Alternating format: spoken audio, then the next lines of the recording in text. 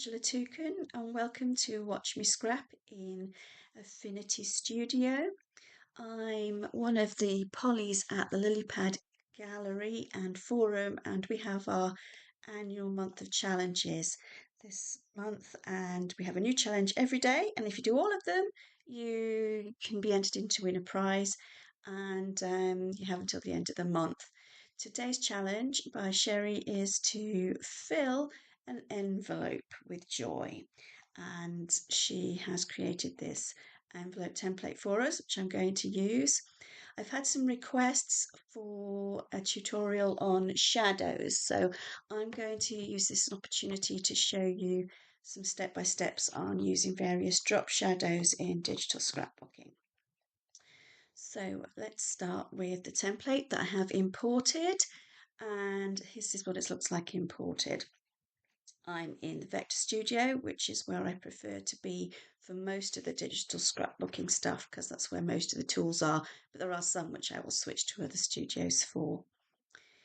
In this template, Sheri's got some guidelines which I don't want to use, so I'm going to close those. So we do that by going View, Guides, and then we just remove all guides and close. And also something else with this template is if I click on this, you can see I've got this right flap and then this left flap is a bit different. She's got it in a different mode. So what I'm going to do is rasterize this layer so it works the same as all the others, because clipping to the right flap and clipping to that left flap with them in different modes will be a different method. So the best thing to do is just to right click on that left flap and rasterize it. I'm going to just leave the preserve layer FX on, rasterize. So now everything is in the same format, which will make things easier. I can, if I choose to, use the shadows that Sheri has included in her template, but I want to use my own shadows, so I'm going to delete all the shadows. So I'm going to start off with by control selecting. Oops, no, not control selecting. Right. Shift select everything. And let's just go and go to FX, and we're just going to click this X, which removes the outer shadows, and close. No, it hasn't done that for that one. Why not? I guess she had more than one. She had more than one shadow on those, then that's why deleting one didn't do it. So let's just finish deleting. And then I'm going to be looking at this envelope. I was thinking, what kind of things do I put in envelopes? And announcements and letters. And I'm working on my son's baby album at the moment, so I thought that would be a good thing to do. So we'll do it as the baby announcement. So the kit that I'm going to be using for the baby announcement bit is Hello Baby by Etrog Designs. Details and links for all the products I use will be in the description on this video, so it'll be nice and easy for you to find them. Now this is a cool coloured kit, which is important for when it comes to shadows. So I'm just going to lock that fold layer because I don't want a shadow on that. Collect everything else and go to the FX panel. I'm going to select the outer shadows. Now here, the colour of the shadows is default black. If my art teacher saw me use black shadows, we would hit the roof. Okay, because shadows are not black. So he always taught me to use neutrals. So when I use a warm coloured kit, I use a warm dark grey, and if I'm using a cool coloured kit, I use a cool dark grey. So that's what I'm going to do. So I'm just going to use the colour picker. I'm just going to take the blue from here, and then I'm just going to darken it right up. Take the saturation right down. And this will give me a neutral grey that will work in keeping with the colours in the main kit that I'm using. I'm going to switch from multiply to linear burn. I'm going to leave it 50%. Right, back to selecting all my layers. Okay, I've lost that colour. Probably because let's just undo that a minute. Undo. Right, because I played my leg to that. So my basic shadow colour is applied to that preview. I'm now going to drag drop that FX onto all my other layers. That will give that colour onto them. Now I can delete that preview. So here's my back layer. I'm going to give it a basic drop shadow. So let's go for about 50 in the middle. And as it's the main part of the envelope and all the shadows are going to come off that, I'm going to take it. I like my shadows to get to the left. I'm going to make it a bit deeper. So now my shadow is sitting off of the floor of wherever it is. The inner liner is stuck to the back. It's glued down. So we only need a very little shadow on that one. And then we have the flaps at the top. Again, that bottom flap is glued down, so that's going to be a small shadow. And then the right and left flaps, the shadows are going to be a bit bigger. Now I'm going to do something fancy with them later once I've filled it in, but this will do for a beginning. And I'm going to choose some papers for my envelope. And so it's a new baby and it's a boy, so let's go for a blue, but I don't want a plain blue, so we'll go with this gingham. Going to centralize it. That green and red line show me that it's centered. And then I'm going to drag drop it to the right of the word back, and that's put it onto there. And then I'm going to take another one, which I've accidentally put inside, but that's okay. I'm just going to drag drop that onto the left flap. Now, assuming this left flap is folded over from the back, I'm going to want the next colour square from that blue is going to be white. So I'm just going to grab hold of this paper, move it left so that white is the next. Then clicking on the right flap, again putting my paper down, drag dropping it onto the right flap.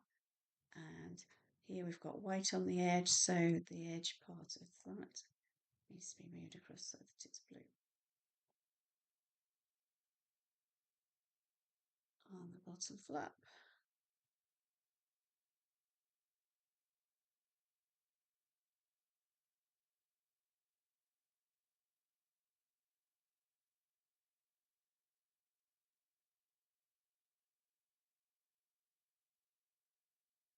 So there we go, giving us our outer papers of our envelope.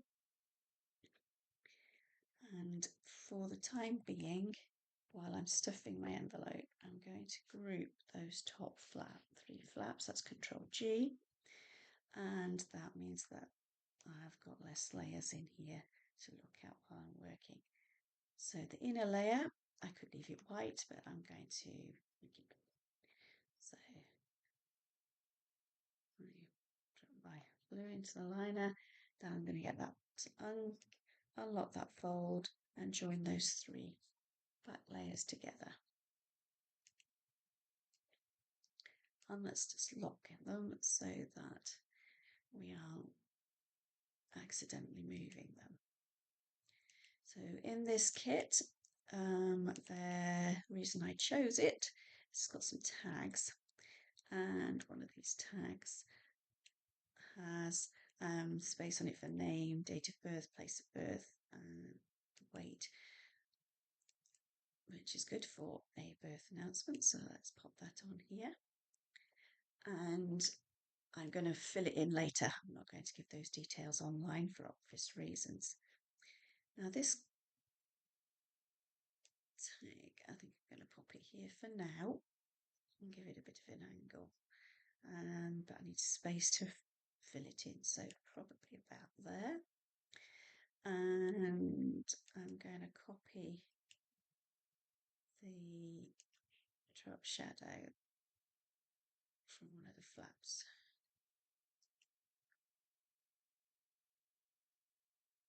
And at the moment it's just going to be flat, but later on when I put stuff behind it, I'll adjust that shadow to make it look more realistic. Also in this kit, it's full of lots of stickers, and one of the other stickers is Sweet Baby Boy, which I'm going to put at the top. I'm going to use it like a seal on the envelope. And give it the same shadow as the liner. Maybe actually it needs to be darker than that.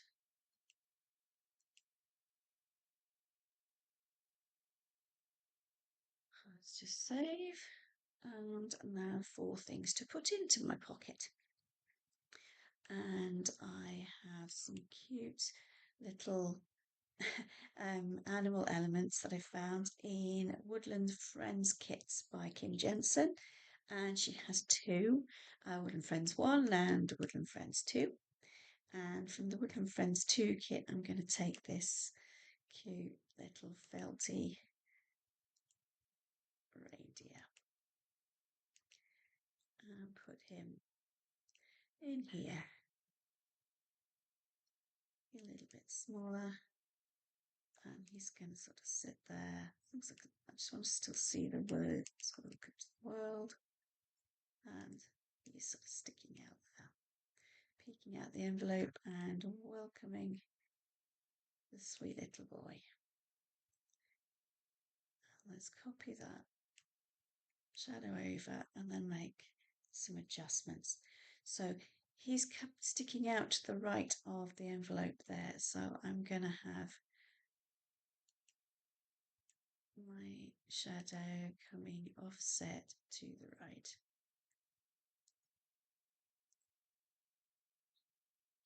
And it's going to have some friends who I think are going to go behind the tag from Kim's other kit. So we have this teddy bear and this rabbit. I'm going to have the rabbit facing the other way. So if we go up here to the transform tool and flip horizontal, that rabbit's now facing the other way, which is perfect for the corner there. And we can pop the there. I'm going to copy that shadow from the reindeer onto my rabbit. But my rabbit is sticking out to the left, so I'm going to have the shadow coming out to the left. And then copy that across for the bear. Now my baby was born in the winter, so it's a winter baby, so I'm going to fill the rest of the pocket with some foliage from winter foliage. So for this I've got a kit by Pixel Giraffe Designs called Joulukuu. I think pronunciation might not be very good, so I'm going to use her for winter elements. And here we have some branches, and this one is sort of a mixture of lots of different branches and sprigs and things, which will make a good base. So I'm going to start with that, pop that behind, and don't worry about those splatters, they can just be there. And then give it a very small shadow. So because they're very fine, grasses are fine, so they don't have big shadows. Let's just take the offset right down too. And after that, we've got some ferns. Just rotate it with the handle, pop that behind there, and let's just copy that fine shadow across. But again, the fern's sticking out to the right of an envelope with stuff behind it, so those shadows are going to come out on the right hand side, and we'll get a bit more of an offset.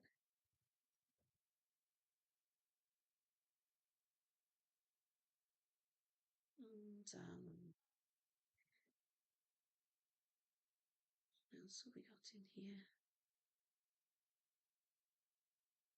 Put a piece of string. I think I'm going to put that string over the top of the tag. Maybe we'll have it thread through. Might be a bit fun. I will thread that in a minute. And we've got some berries that can go in the foliage department. Here we go. Maybe we'll have that face the opposite way with that flip horizontal again.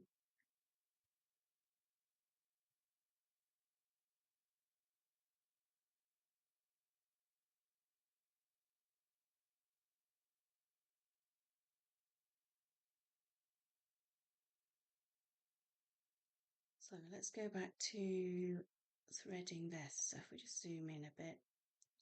Okay, now I'm going to switch into pixel mode because I want to be able to select the pixels of this string so that I can mask it out behind the tag. So if I go to the pixel, actually no, it's the tag I want to select and the string I want to mask out. So I'll go to Pixel Layer Studio and I'm going to have my string and I'm going to put a mask layer on. That's this square with the circle in it.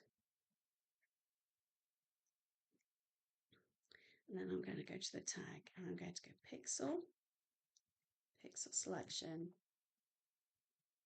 from Layer. And now that's selected all the pixels from my tag.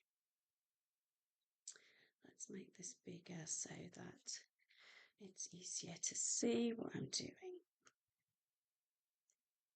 Okay.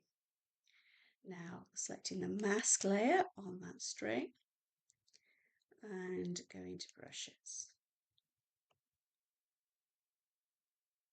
And Studio defaults to the top brush set, which is acrylics. I'm going to switch to basics and select the brush tool and make sure my colour is black. And then pick a tool that's a reasonable size. And I'm going to have this bit of the string behind the tag. So basically that just means painting it out.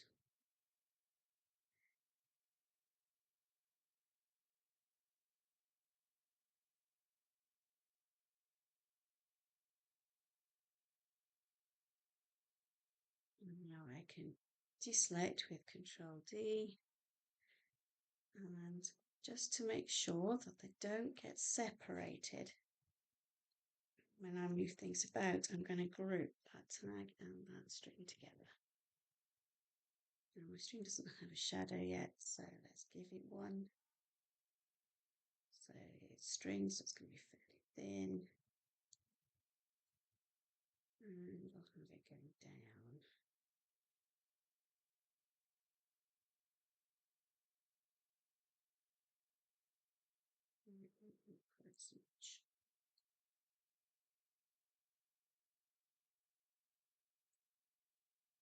So there we go, the string is now threaded. Let's go back to vector mode.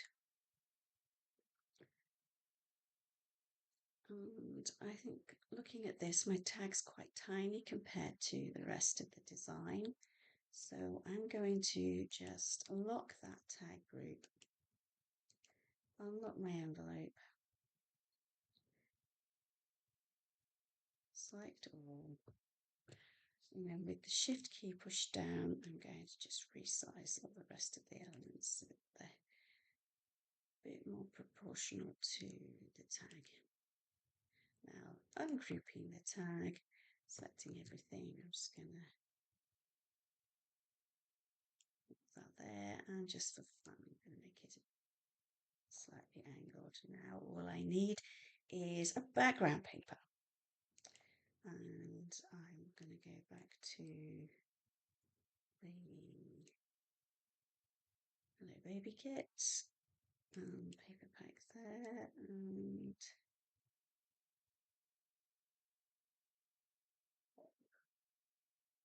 this one in.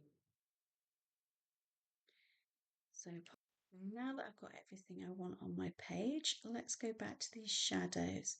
that I mentioned I was going to do something a bit more with. Okay, so let's start with the top of the envelope. Now that we've got stuff in it, a flat drop shadow isn't quite enough. So I'm going to take the left flap. Let's open up the shadow dialog. And at the moment we have a simple basic outer shadow. Now I'm going to do duplicate effect, which gives me an extra drop outer shadow option. So now I've got two outer shadows on this piece of envelope. So the second one, I'm going to move it. I'm going to give it an offset, and I'm going to offset it upwards. And I'm going to have it so it's not so dark.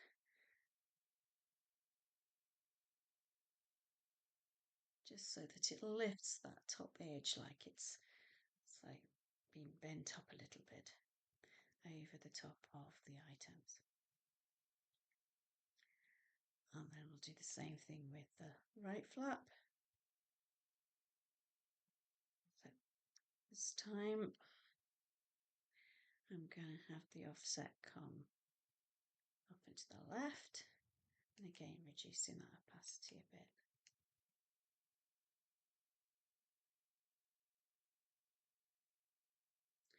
And then let's go to the tag. I'm going to create a slight lift the top of the tag up a bit. I'm going to do that by warping the shadow.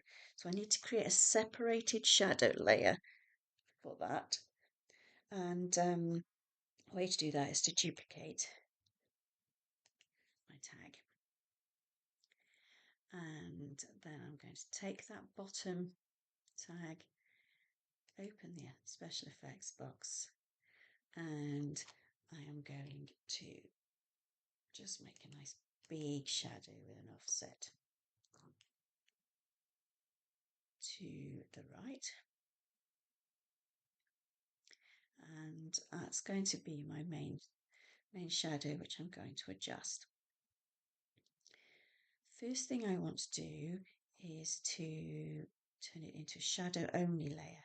So this is a fill opacity down the bottom. This is the tag itself. So if I just demonstrate with something else a minute, that might make this a little bit easier to explain. Let's just grab one of these animals. Right. So if I was to take him, give him a shadow, you can see that shadow underneath. If I take that fill opacity and I take it down to 0, you can't see the object anymore. You just see that shadow.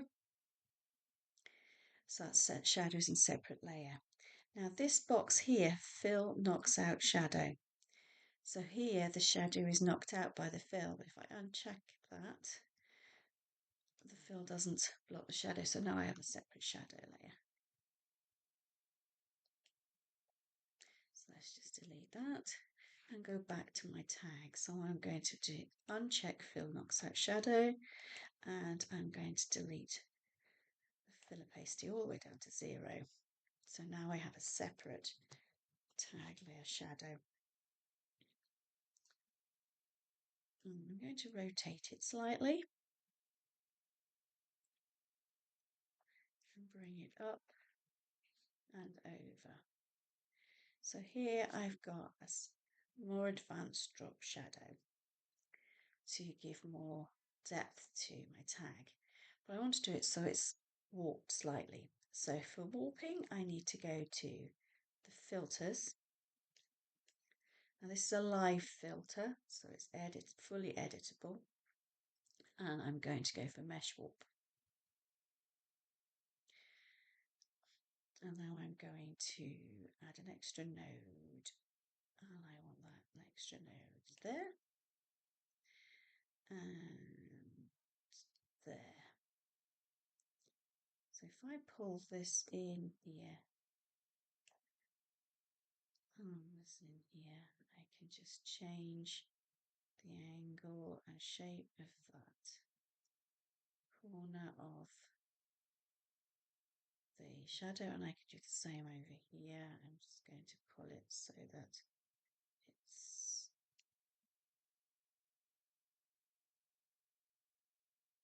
a bit of a curve. And I click done. And as I come out, I can see that shadow there has lifted that corner, and you can refine it more as you choose, but I think I need to reduce the opacity on it. So let's just take that down a little. And then now my page is finished, except for the journaling, which I'm going to keep private. Thank you very much for watching. I know it's been a long video and I hope it's been very helpful. As usual, if you have any comments, either leave them in the comments box, or if you have some questions you want to ask me, you can send me a private message at TheLilypad, where I'm known as Angela Tukin. Blessings to you all. Goodbye.